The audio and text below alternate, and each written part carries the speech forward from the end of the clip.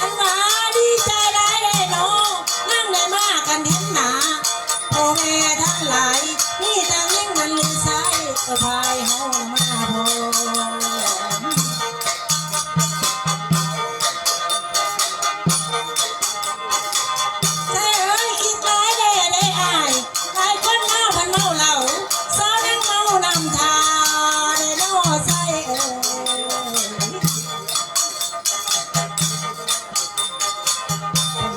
คนทั้งหลายเพิ่นเบื่อหวนคนทั้งหลายเพิ่นเบื่อหวน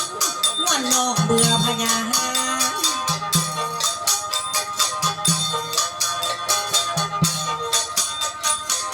แต่ว่าสำมาน้องน้อหลานหลามาเห็นได้มือดี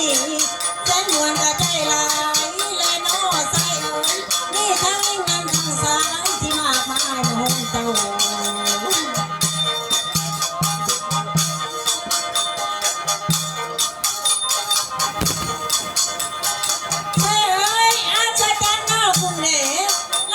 บ่มีเหยียดอาจจะกันมันแต่โดนคันกินน้ำเหี่ยวบ่เป็น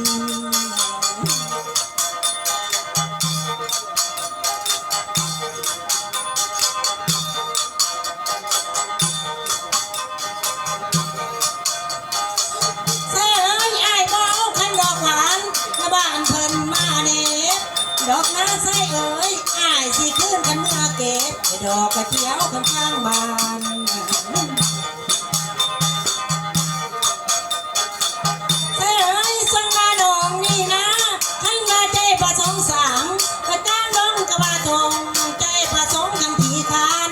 กลางบ้านก็ว่านาห้าม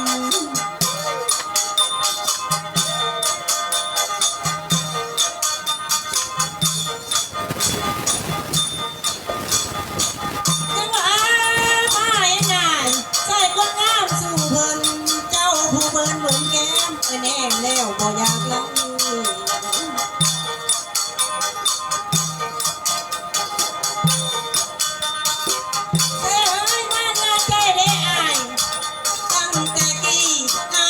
อยู่ทางไหนได้น้องคนงาม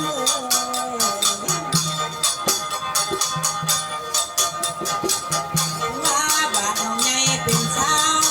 มามีลูกน้อยบาดน้องมีลูกน้อยจึงเห็นเจ้าก็โทรมา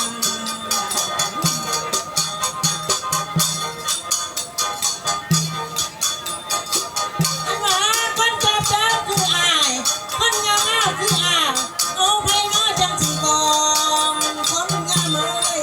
เอาเมียบ่ถูกครองอย่าสุดท้องเด้อหุ่นน้อยคนเจ้าที่สวงใจ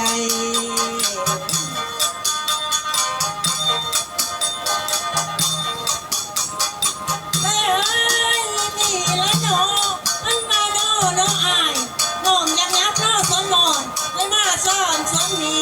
อยากยับสนน้องมากมีให้มาซ่อนมาให้นุ่น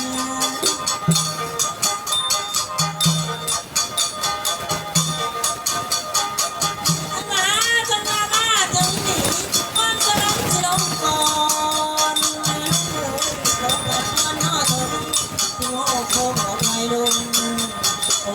ละน้อ